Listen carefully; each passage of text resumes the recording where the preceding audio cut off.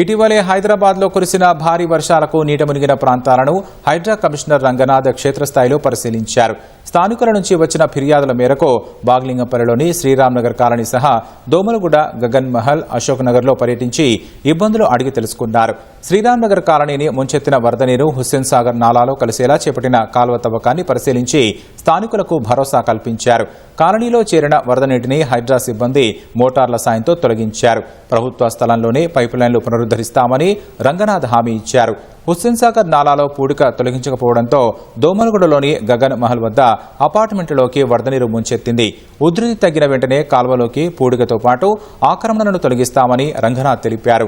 హుస్సేన్ సాగర్ వరద కాల్వకు సంబంధించి అశోక్ నగర్ వద్ద కూలిపోయిన రిటైనింగ్ వాల్ను పరిశీలించారు. వెంటనే రిటైనింగ్ వాల్ నిర్మాణానికి చర్యలు తీసుకోవడంతో పాటు నాలాను విస్తరించాలని అధికారులను రంగనాథ్ ఆదేశించారు.